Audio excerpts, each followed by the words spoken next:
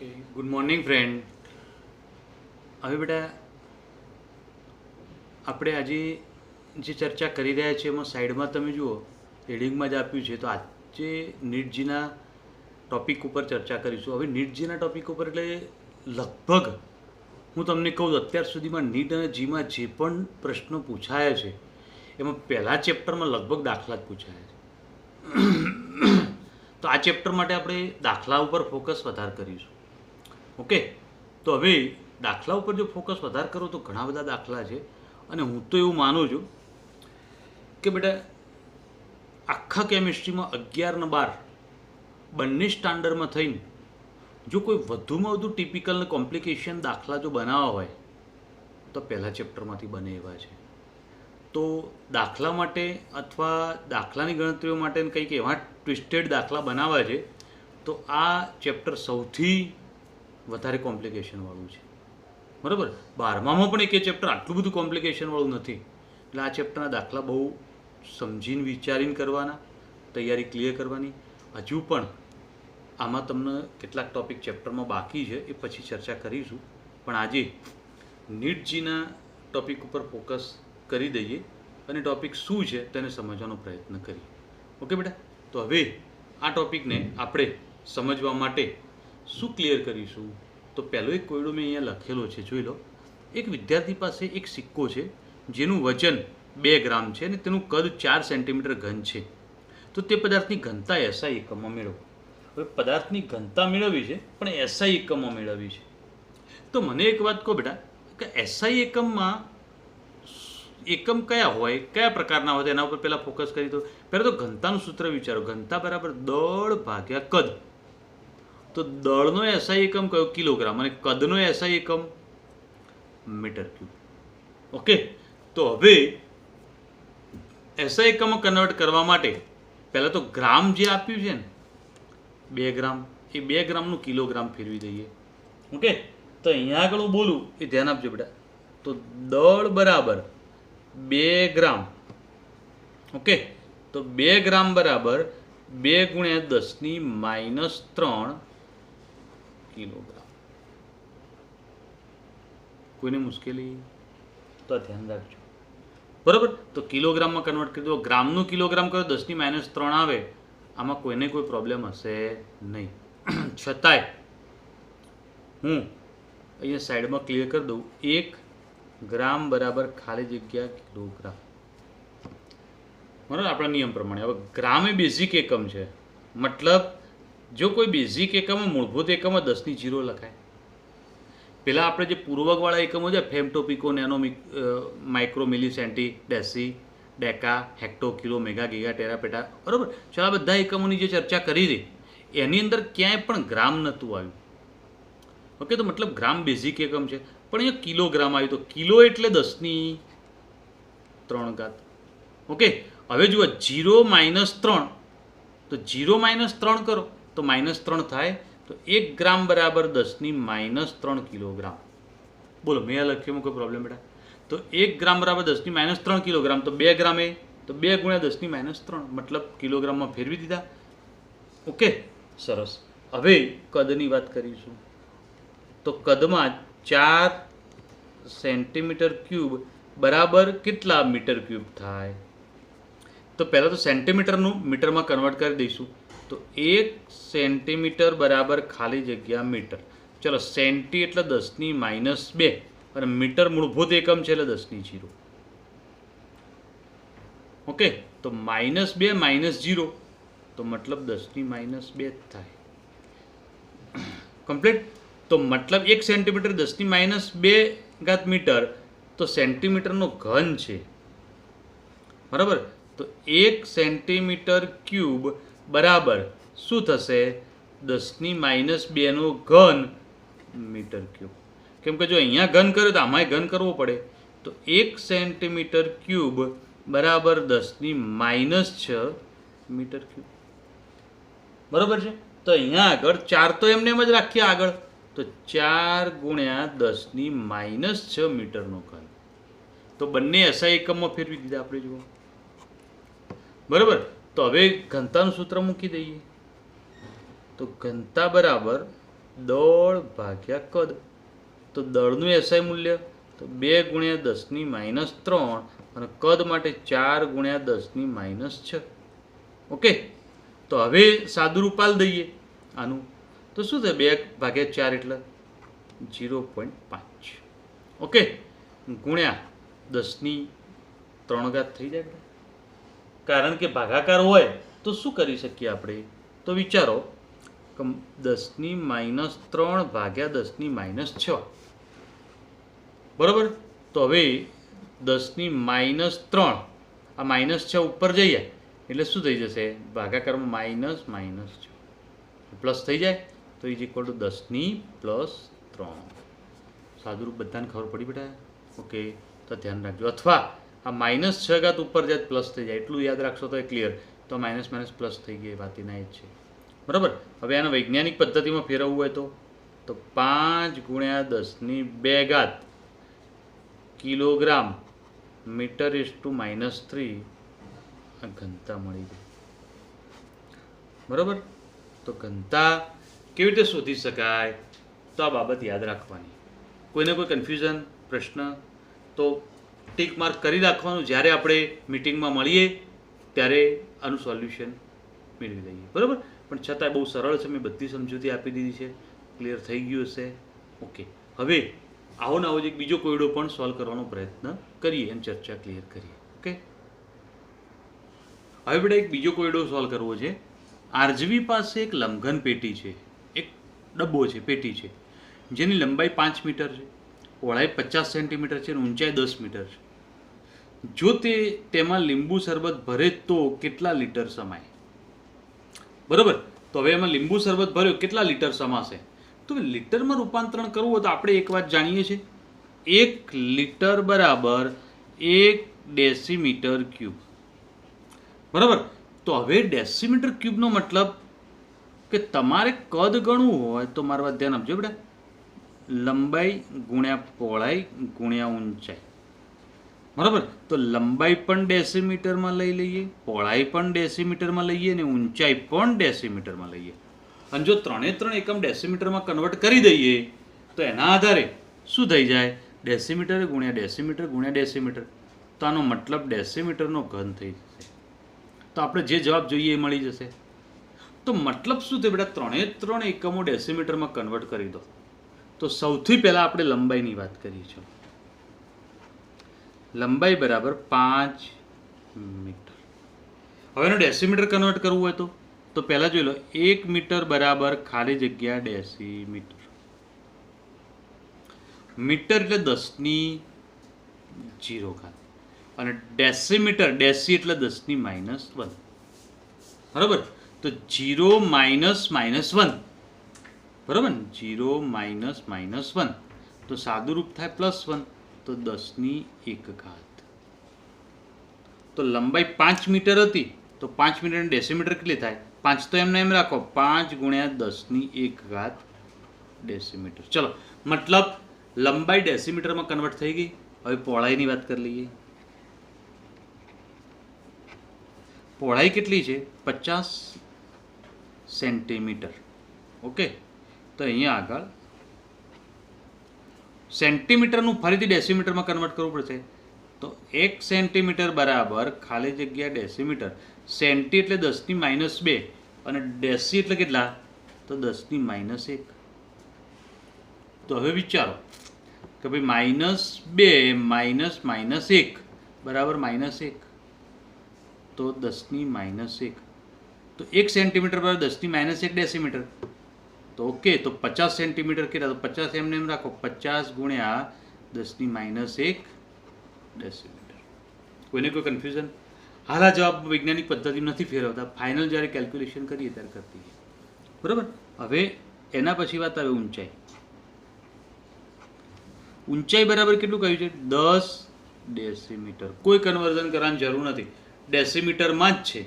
કારણ કે આપણે પહેલાં જ બોલી કે બધો મૂલ્યો ડેસીમીટરમાં લાવવાના છે. બરાબર? અને જો બધા જ મૂલ્યો ડેસીમીટરમાં કન્વર્ટ કરવા હોય તો ડેસીમીટરમાં આવી જ ગયા.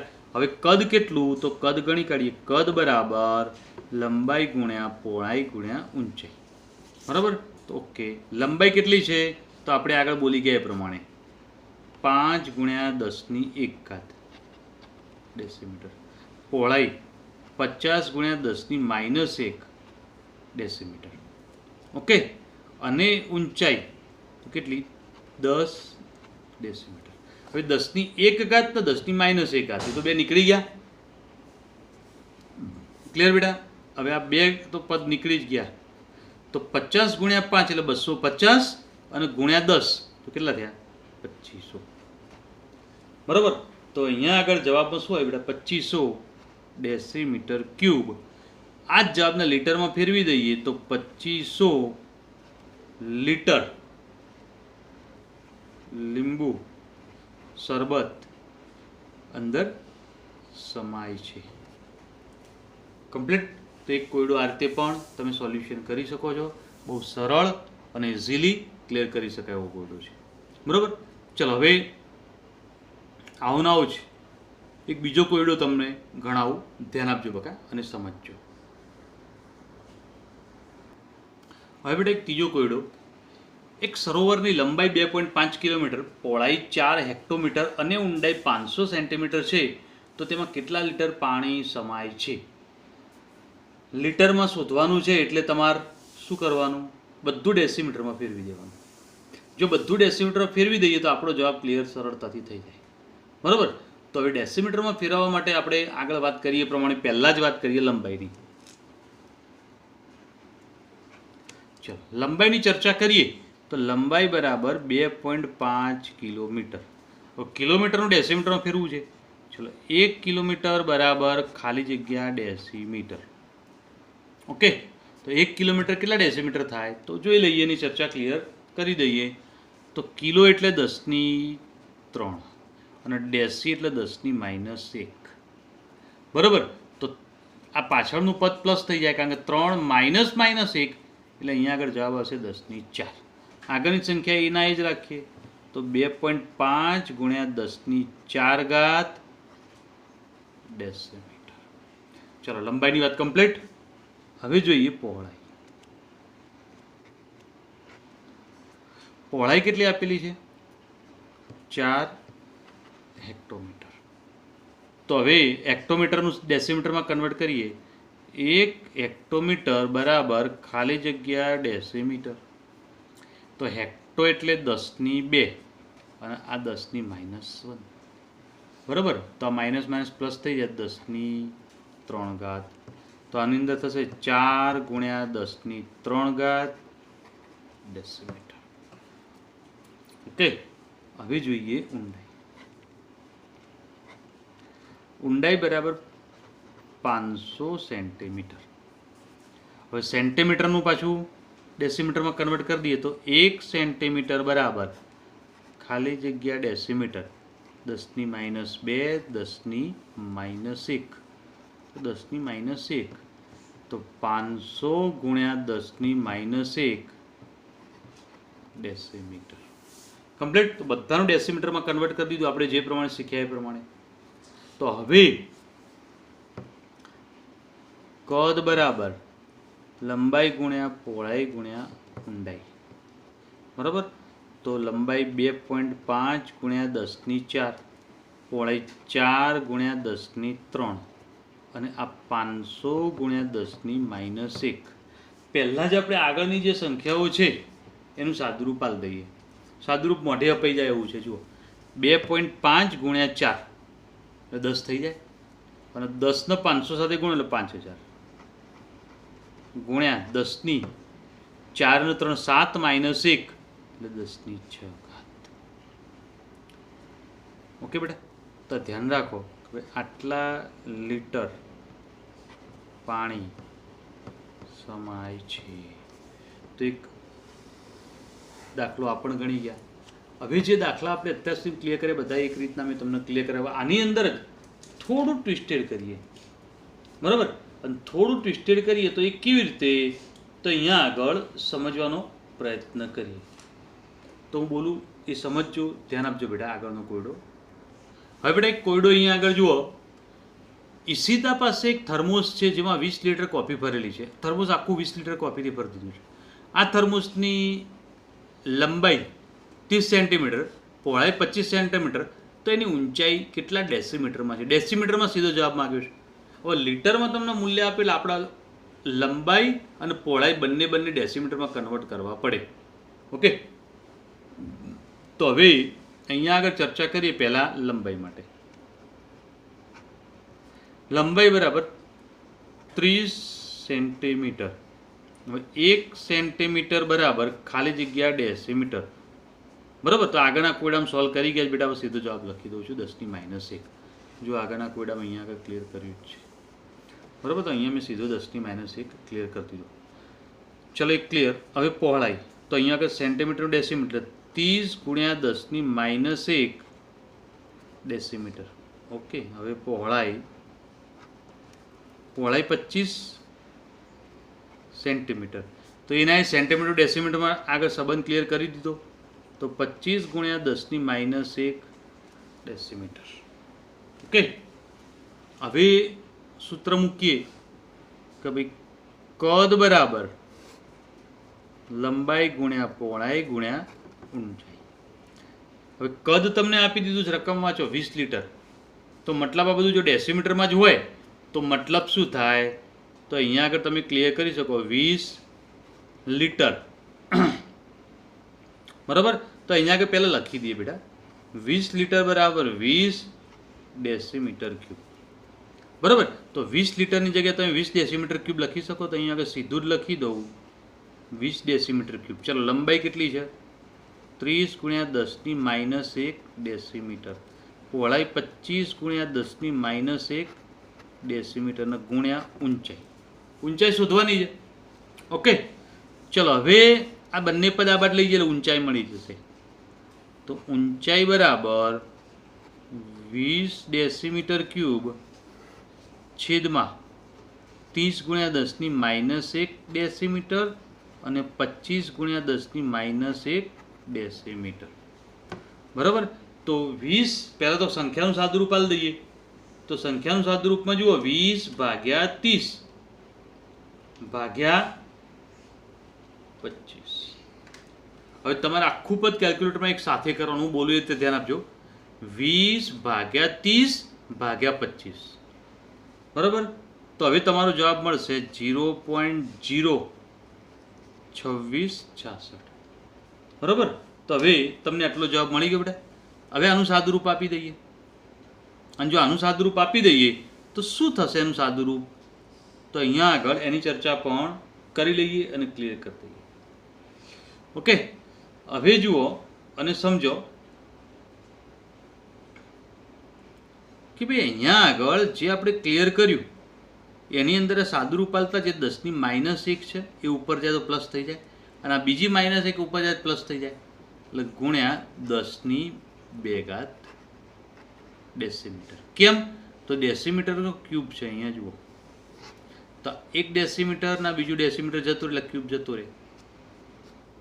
ઓકે, તો ખાલી ડેસીમીટર વધ્યું. 10⁻2 અહીંયા લઈએ એટલે 2.666.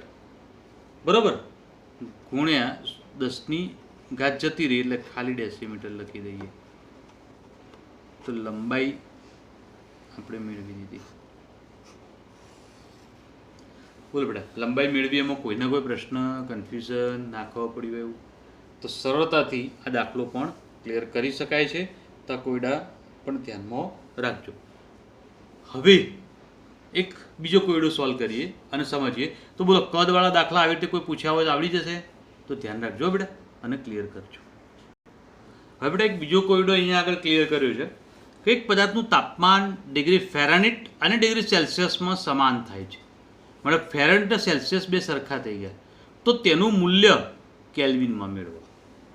સેલ્સિયસમાંથી કેલ્વિનમાં કન્વર્ટ થઈ શકે છે. મતલબ તમારા દાખલાનો જવાબ મેળવવા માટે પહેલાં બધું મૂલ્ય સેલ્સિયસમાં મેળવી દેવું પડશે. તો પહેલાં તો બંનેનો સંબંધ દર્શાવી દઈએ. ડિગ્રી ફેરનહીટ બરાબર 9/5 ડિગ્રી સેલ્સિયસ પ્લસ 32. હવે બંને સમાન છે તે ડિગ્રી ફેરનહીટ બરાબર ડિગ્રી સેલ્સિયસ લેતા. બરાબર, તો ફેરનહીટની જગ્યાએ સેલ્સિયસ લખી દો.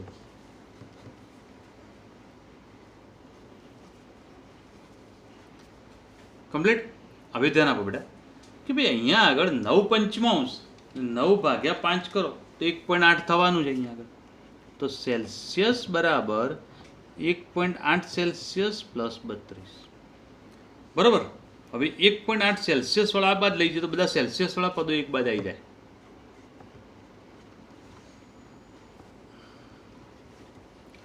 હવે જુઓ સેલ્સિયસ માઇનસ 1.8 સેલ્સિયસ. સેલ્સિયસના આગળ કોઈ સંખ્યા નથી, આના આગળ 1.8 છે, પણ કંઈ પણ સંખ્યા ન લખ્યો તો એક તો ગણાય છે. તો મતલબ એકમાંથી 1.8 બાદ કરો તો શું થઈ જશે? માઇનસ 0.8 સેલ્સિયસ બરાબર 32. ઓકે, તો હવે 32 ભાગ્યા 0.8 બરાબર. તો સેલ્સિયસ બરાબર 40, પણ એ મૂલ્ય માઇનસમાં છે એટલે માઇનસ 40 સેલ્સિયસ. બોલો બેટા, સેલ્સિયસમાં જવાબ મળી ગયો. તો કયા તાપમાને ફેરનહીટ અને સેલ્સિયસ સરખા હોય? માઇનસ 40 ડિગ્રી સેલ્સિયસ છે. માઇનસ 40 ડિગ્રી સેલ્સિયસે આપણે જઈએ તો ફેરનહીટ અને સેલ્સિયસ બે ઇક્વલ થઈ ગયા હોય. ઓકે, હવે આને કેલ્વિનમાં ફેરવી દઈએ તો કેલ્વિન બરાબર સેલ્સિયસ પ્લસ 273.15. હવે સેલ્સિયસની કિંમત અહીંયા મૂકી દઈએ તો માઇનસ 40 પ્લસ 273.15. તો આનો મતલબ શું થાય? તો અહીંયા આગળ ક્લિયર કરજો બેટા, 273.15 માઇનસ 40 તો 233.15 કેલ્વિન થાય. આ આપણો ફાઇનલ જવાબ. કોઈ પણ જવાબ લખો એટલે તમારે શું હોવું જોઈએ? તો કેલ્વિન એકમ લખ્યો, સેલ્સિયસ એકમ લખ્યો, મતલબ એકમ સાઈડમાં ફરજિયાત લખવો પડે. તો એકમ નહીં લખીએ તો ચાલશે નહીં. ઓકે બેટા, તો આપણે એક તાપમાનવાળો કોયડો પણ જોઈ ગયા. સેલ્સિયસમાંથી ફેરનહીટની અંદરથી સેલ્સિયસ, કેલ્વિન આ બધા રૂપાંતરણ તો જોઈ ગયા હતા, પણ આ એક વિશિષ્ટ કોયડો હતો કે જે આપણે ધ્યાન રાખવાનો. બરાબર. હવે બીજા કોયડા પણ સોલ્વ કરવાનો પ્રયત્ન કરીએ. હવે બેટા એક કોયડો આગળનો સોલ્વ કરીએ. જોજો, ધ્યાન આપજો. 10.6 ગ્રામ Na2CO3 માં કેટલા ઓક્સિજન પરમાણુ હાજર હશે? હવે આ કોયડો થોડો આગળ આવી ગયો. બરાબર. ઓક્સિજનના પરમાણુઓની સંખ્યા ગણવાની છે. હવે ઓક્સિજનના પરમાણુઓની સંખ્યા કેટલી થાય તો એની ગણતરી કરવી હોય તો પહેલાં તો અણુઓ ગણવા પડે. આ પદાર્થના વજન આપ્યું છે, વજન આપ્યું એના બધી અણુઓ ગણવાના છે. તો સૌથી પહેલાં આ દાખલો ગણીએ તો એની અંદર અણુભાર ક્લિયર કરવો પડશે. કોનો? તો Na2CO3 નું આણ્વીય દળ. હવે આણ્વીય દળ અણુભાર કેવી રીતે ગણવાનું? તો સોડિયમનો પરમાણુ ભાર એટલે 2 વડે ગુણી દો, કાર્બનનો પરમાણુ ભાર 3 ગુણ્યા ઓક્સિજનનો પરમાણુ ભાર. હવે દરેકના પરમાણુ ભારને ધ્યાનમાં લઈને તમે અણુભાર ગણી કાઢો તો કોયડો ક્લિયર થઈ જાય. તો એનો અણુભાર 106 ગ્રામ પ્રતિ મોલ હશે. તમારે ગણતરી કરવાની, આ ગણતરી રફમાં કરવાની, અહીંયા દર્શાવવાની જરૂર નથી. બરાબર. ચલો, ગણતરી આ દર્શાવી દીધી. હવે આપણે એક વાત જાણીએ છીએ કે ભાઈ કોઈ પણ પદાર્થ તેના અણુભાર જેટલું વજન હોય તેમાં અણુઓની સંખ્યા 6.022 થાય. તો અહીંયા આગળ લખું 106 ગ્રામ પ્રતિ મોલ. બરાબર. તો બરાબર 6.022 ગુણ્યા 1023 Na2CO3 ના અણુઓ. કમ્પ્લીટ. તો 10.6 ગ્રામ પ્રતિ મોલમાં કેટલા અણુઓ હોય? તો હવે અમારે અણુઓની સંખ્યા ગણવી છે. તો 10.6 ગુણ્યા 6.022 ગુણ્યા 1023 ભાગ્યા 106. હવે અહીંયા આગળ તમે ધ્યાન કેન્દ્રિત કરો ને તો બહુ સીધી સરળ વાત છે. કઈ? તો અહીંયા આગળ શું ક્લિયર થશે બકા? 10.6 ભાગ્યા 106 એટલે સીધો એક પોઈન્ટ જ કપાઈ જાય. બરાબર. તો 6.022 ગુણ્યા 1022 Na2CO3 ના અણુઓ. કમ્પ્લીટ બોલે. હવે જે ચર્ચા કરવી છે એમાં અણુઓ પરથી પરમાણુ, પણ કોના પરમાણુ ગણવાના છે? ઓક્સિજનના. તો એક અણુમાં ઓક્સિજનના કેટલા પરમાણુ? 3. તો O પરમાણુઓની સંખ્યા બરાબર ઓ પરમાણુની સંખ્યા કેટલી થશે? તો અહીંયા આગળ ક્લિયર કરી બેટા 3 છે ને, એટલે 3 ગુણ્યા 6.022 ગુણ્યા 10^22. 3 વડે ગુણી કાઢો તો 18.066 ગુણ્યા 10^22. વૈજ્ઞાનિક પદ્ધતિને ફેરવી દો તો 1 પોઈન્ટ થશે, તો 1.8066. ડાબી બાજુ કહે ઘાત વધે તો 10^23 Na2CO3 ના અણુઓ. તો આમ જોવા જઈએ તો કોયડો સરળ છે, જવાબ એ બધો મોઢે ગણાઈ જાય એવો છે, પણ સમજીને ક્લિયર કરો તો કોયડો સોલ્વ થાય. બરાબર? તો એક આવો પણ કોયડો તમારે સોલ્વ ક્લિયર કરવાનો છે અને સમજવાનો. ચલો એક કોયડો હવે બીજો સોલ્વ કરીએ, તો ધ્યાનમાં લેજો હવે એના અને સમજજો. હવે બેટા એક ધ્યાન આપો કે એક બીજો કોયડો અહીંયા સોલ્વ કરીએ. 200 મિલીગ્રામ CO2 માંથી 10^21 અણુઓ દૂર કરવામાં આવે તો CO2 ના કેટલા મોલ બાકી રહેશે? પહેલાં તો અણુઓ દૂર કરવાના છે, એટલે આ જે વજન આપ્યું છે એના પહેલાં અણુઓની સંખ્યામાં ફેરવી દઈએ. હવે અણુઓની સંખ્યામાં ફેરવવા હોય તો આપણે એક વાત જાણીએ છીએ, કોઈ પણ પદાર્થ 1 મોલ લઈએ તો તેનું વજન આણ્વીય દળ જેટલું હોય. તો એમાં અણુઓની સંખ્યા 6.022 ગુણ્યા 10^23 અણુઓ હોય. આવો કોઈ પણ કોયડો આવે ત્યારે આ પોઈન્ટ તો યાદ કરવો જ પડશે તમારે. બરાબર? તો આપણે વજનમાંથી અણુઓની સંખ્યા તો મોલના ધ્યાનમાં લેવા નથી, કારણ કે આપણે અણુઓની સંખ્યા દૂર કરે પહેલાં એ દૂર કરી દઈએ. બરાબર? તો વજન આણ્વીય દળ તો CO2 નો અણુભાર ગણવો પડશે. રફમાં ગણી કાઢો બેટા, વિડીયો પોઝ કરીને પહેલાં એ ગણી કાઢો. CO2 નો અણુભાર કેટલો આવ્યો? 44 આવ્યો. ઓકે, તો 44 ગ્રામ CO2 બરાબર 6.022 ગુણ્યા 10^23 અણુઓ. તો એકચ્યુઅલીમાં મિલીગ્રામમાં આપ્યું છે, અને જો મિલીગ્રામમાં આપ્યું હોય તો એને શું કરી દઈએ?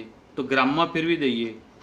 200 ગુણ્યા 10^-3 ગ્રામ CO2 બરાબર કેટલા? તો 200 ગુણ્યા 10^-3 ગુણ્યા 6.022 ગુણ્યા 10^23 ભાગ્યા 44. ઓકે, તો હવે જે આ પોઈન્ટ ક્લિયર કર્યો એનું સાદુરૂપ પહેલાં આપી દઈએ. તો સાદુરૂપ કેવી રીતે આપીશું? તો પહેલાં 200 ગુણ્યા 6.022 ભાગ્યા 44. બરાબર? તેનો જવાબ આવશે 27.37 ગુણ્યા આ 23 માંથી 3 નીકળી જાય તો કેટલી વધે? 10^20. પણ વૈજ્ઞાનિક પદ્ધતિને ફેરવી દઈએ. 2.737 ગુણ્યા 10^21 અણુઓ CO2. મતલબ ઓરિજિનલમાં પાત્રમાં CO2 ના અણુઓ કેટલા છે? 2.737 ગુણ્યા 10^21 અણુઓ છે. એમાંથી એકલા 10^21 અણુઓ કાઢી દો. હવે એકલા 10^21 અણુઓ કાઢવાના છે અંદરથી. હવે એકલા 10^21 અણુઓ એટલે મતલબ 1 ગુણ્યા 10^21 કહેવાય. બરાબર? તો હવે હું શું ક્લિયર કરી દઉં બેટા? બાકી રહેલા અણુઓની સંખ્યા. બાકી રહેલા અણુઓની સંખ્યા કેટલી થાય? તો કેટલા અણુ લીધા હતા આપણે? તો અહીંયા આગળ શું ક્લિયર કરીશું? લીધેલા અણુઓ માઇનસ બહાર નીકળેલા અણુઓ. લીધેલા અણુઓ કેટલા છે? 2.737 ગુણ્યા 10^21. બહાર નીકળેલા કેટલા છે? 10^21. પણ આપણે સરળતા ખાતર આગળ એક લખીએ તો 1 ગુણ્યા 10^21. એક હોય જ આગળ. બરાબર? હવે આનું સાદું રૂપ આવે 10^21 કોમન કાઢી દીધું. 2.737 માઇનસ 1 ગુણ્યા 10^21. આમાંથી આ બાદ કરી દો એટલે 1.737 ગુણ્યા 10^21 અણુઓ બાકી રહે. પણ તમે જો રકમ વાંચો બેટા, તમને જે અણુઓની વાત કરી છે એમાં બાકી રહેલા અણુઓના મોલ માગ્યા છે. તો હવે આપણને તો અણુઓની સંખ્યા મળી છે, તો અણુઓની સંખ્યા બધી મોલ ગણી કાઢીએ. જોજો 6.022 ગુણ્યા 10^23 અણુઓ બરાબર 1 મોલ. જો આ સૂત્ર અણુઓની સંખ્યા ઉપરથી મોલ ગણવા, એટલે વજન ધ્યાનમાં નહીં લેવાનું. પણ મેં એક વાત બીજી પણ કહી હતી કે જે આપેલું હોય પહેલાં લખવાનું, જે શોધવાનું હોય પાછળ લખવાનું. બરાબર? જે આપ્યું હોય પહેલાં ને જે શોધવાનું હોય પાછળ. તો શું આપેલું? તો અણુઓની સંખ્યા, અણુઓ ઉપરથી મોલ શોધવાના હતા. તો અણુઓ પહેલાં ને મોલ પાછળ. તો આટલા અણુ 1 મોલ, તો 1.737 ગુણ્યા 10⁻21 અણુઓ બરાબર કેટલા? 1.737 ગુણ્યા 10⁻21 છેદમાં 6.022 ગુણ્યા 10⁻23. બરાબર?